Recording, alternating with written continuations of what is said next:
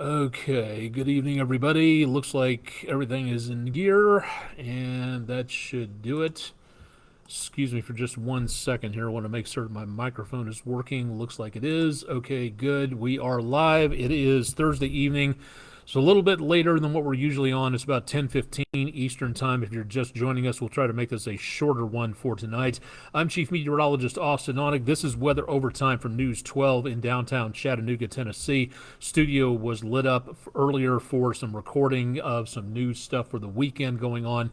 But again, much of what we're seeing for tonight is just very quiet conditions. Let's go ahead and get started with a look outside. Raggedy clouds over downtown, and seeing again a little bit less in the way of rain for now on the EPB fiber optics weathercam network at this time. Traffic also not seeing too much of a problem from Highway 153 and 64. Looking at traffic light, but we're also starting to see not much in the way of rain, but we're also starting to take a look at a few more areas of fog starting to form out there, and that could be a bit of a problem into overnight. Fairly dark and mostly clear with a few clouds at Island Cove, Marina, and Resort, and back toward downtown on the News 12 studios camera from high atop the building. You can see some more of those clouds from the opposite direction looking toward downtown. From this view. And one more check of the traffic around the area of Chattanooga Red Wolf Stadium.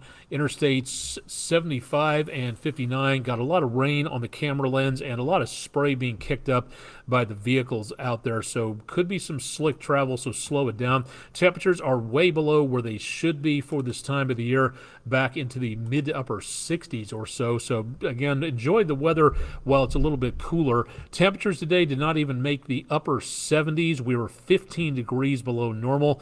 Record high last set back in 1988 of 100 degrees, and 4 years after that, a record low of 51. We did manage to pick up 2 inches of rainfall today. That's great news because we again are now seeing a surplus for the month, where 24 hours ago we had a deficit, and for the year we've knocked down a lot of that deficit, but we still have over 1.25 inches to get back in the rain gauge before we get back into positive territory where we should be.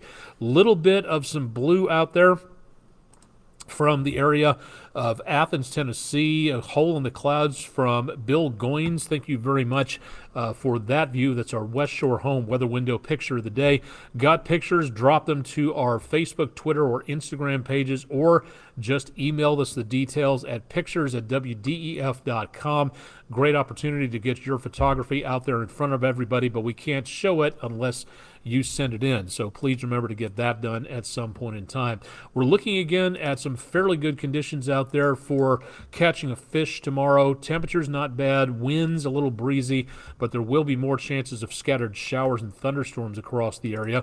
Rain out there for right now, some scattered showers across northern Hamilton County, but beyond that, we're just not really looking at too much more. Some more scattered showers coming in from the west. Most of what we're seeing is from Chattanooga up to about Dayton along Highway 27 and right around the Dunlap area, moving to the east. So if that holds together, that'll be moving through Ottawa, Cleveland, East Chattanooga within about the next half an hour or so. And as long as this storm system remains in the area, we're going to continue to pick up moisture off the Atlantic from off the Gulf. That's the fuel for these showers and thunderstorms, and that is what we're looking at again for the next day or so as that slowly makes its way out of the picture. Jeff Peterson, rainy, foggy in Dunlap, 66 degrees.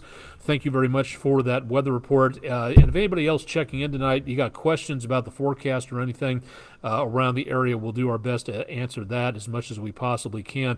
We are looking for this storm system to finally start eking its way out of the picture. It's really lost a lot of its potency. It is taking its own sweet time to make its way toward the southeastern coast of the United States, but it's still able to pick up all that moisture. Now, what we're going to be seeing in the near future is going to be a lot of this nothing here. High pressure moving in, and that's going to give us, again, the potential for some much warmer conditions into the next couple of days. Again, it doesn't look like anything in the way of a major heat wave like they're seeing out in Texas.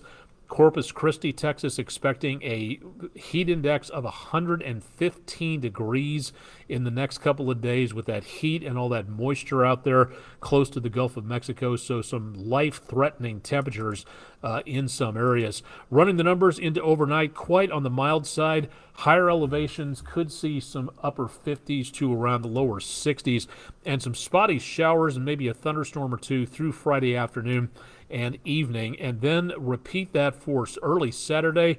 At least for the fog and the temperatures, the chances of rain should be on out of the picture. A speckle of a shower or a thunderstorm possible, but I really don't think we're going to be looking at too much of anything coming up into the course of the next several days. So for right now, again, the chances of anything really major happening into the early part of the weekend looks okay again for right now. But again, we could be seeing the potential for some more areas of showers and thunderstorms into the next several days. We'll get to that coming up here in just a little bit. Right now, I want to talk about the 7-day forecast, which again is going to show more on the potential of rainfall Sunday night into Monday. And temperatures, again, with that extra sunshine, are going to be going up. This is where we should be for this time of the year, and that's what we're heading into the next few days. So numbers quite on the warm side, very close to normal.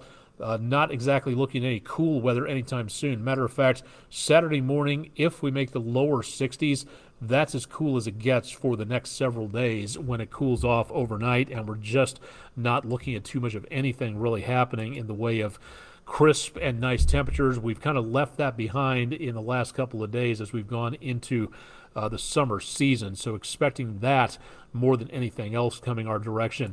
This is National Lightning Safety Awareness Week, a good time to familiarize yourself with good practice when it comes to lightning safety and finding, again, a good place to be where there's lightning around. Today's topic for Thursday is outdoor activities and lightning. As we saw from Red Rocks just a couple of days ago, yesterday in fact, with that massive thunderstorm that rolled through with baseball-sized hail coming down on some of the concert goers out there.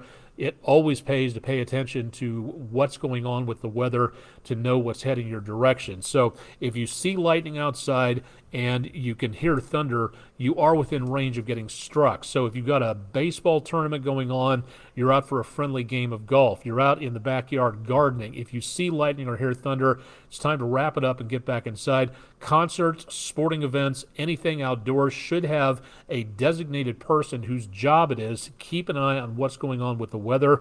There's no excuse anymore for being surprised by weather. The headlines that you see when it comes to the storm struck without warning, that really isn't a thing anymore. It can't be with all the technology that you can have to tell you what's heading your direction. So it's not so much it's struck without warning, it's more the fact that a lot of people are not paying attention to what's going on with the weather. And you can be up to date on all that and have a plan of what happens. If we have a tornado warning, we do this. If we have lightning around, we do this. Again, a responsible athletic event or concert series outdoors, anything like that, should have somebody and watching the weather and something to plan to say this is what we need to do if A, B, C, D happens. Winging it is not a plan. Forget that. You just don't say, oh, I'll deal with it when it happens. No, that's not safe and that's not smart. It's a great opportunity, again, to set down what's going on and how to react to that situation. And for those who say, oh, that will never happen, it never happens to me or anybody I know, therefore it can never happen, well, that's called optimism bias. And that right there shows that you're not taking the situation seriously because you think it's never happened to you or anybody that you know, therefore it'll never happen. To quote Neil deGrasse Tyson, again, in a way, in paralleling this, it's like taking a cup full of ocean water and saying there are no whales in this cup, therefore there are no whales out in the ocean. You really do yourself a disservice by making certain that you're not protecting yourself by saying, I don't have to worry about it. You do have to worry about it. It is something to really take it easy on there for right now and to make certain that you are planning ahead for it. Again, this is nothing to get worried over. This is nothing to panic over. Never a time for panic, always a time for planning and common sense. That right there is just one of the best things you can possibly do on that.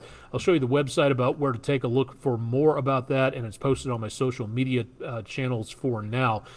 Quick check of what's going on with the fire situation. We do not have too much going on you can definitely see where the rainfall has been and where it has not been over the last several days, as we see less fires starting off on the eastern quarter of the United States, but a lot more activity going on back to the west of us where it's been a little drier. Therefore, the fires have been starting off a little bit more easily out into this area. Now, this does mean that we might see, again, the potential for right now.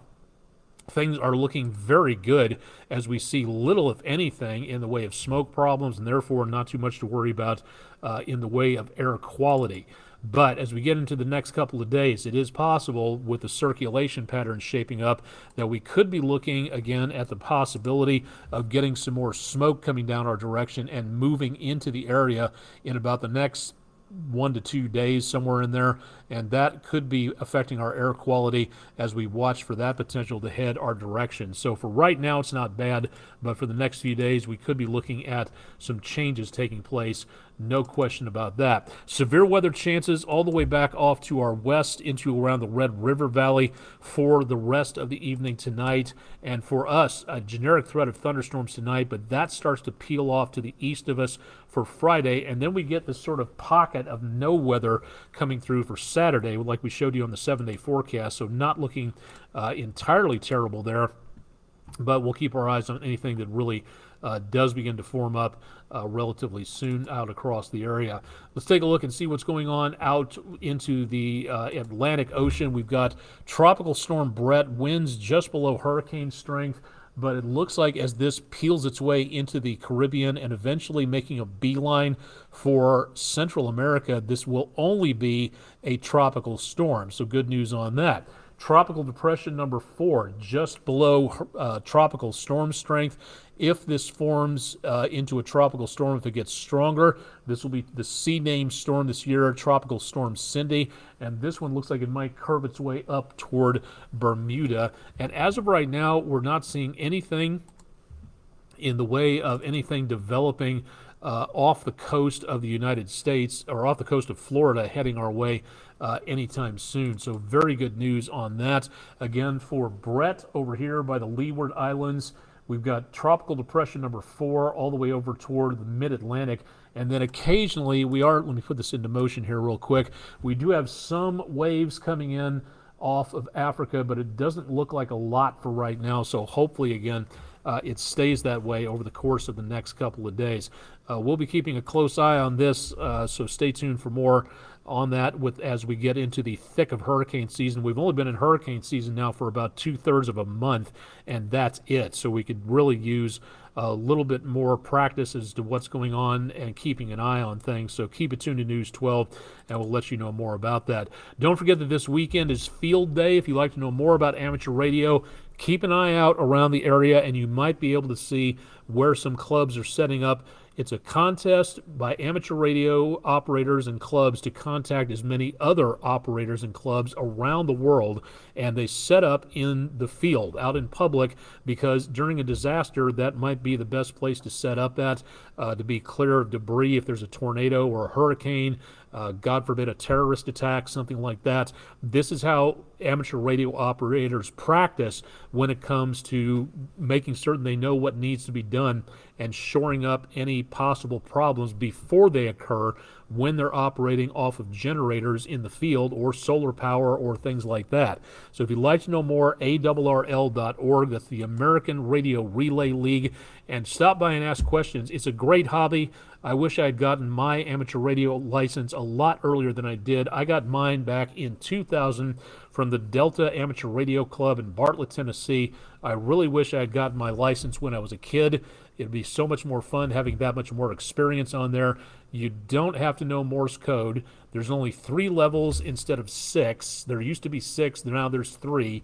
And again, you don't need to know Morse code for this, but it is a cool thing to know for emergency purposes on there. So if you'd like to know more about this, head to my websites and my social media pages. I've got the graphic buried in here someplace. Let's see what we got here. There we go. You can find me out there on social media, just about any place out there, so please give us a buzz on that. Also have to say to the teachers and the administrators out there, who are looking to get set up. Maybe there's a summer camp, vacation, Bible school you'd like to have us around to come out and talk to your groups about weather safety, emergency communications, things like that. And we would love to be able to do that. But if you'd like to know more about it, please go to our website, wdef.com/weather, and you can find out more on our Food City Weather in the Classroom program. So give us a shout. Let's set up a date and a time. Let us know what grade level we're talking to.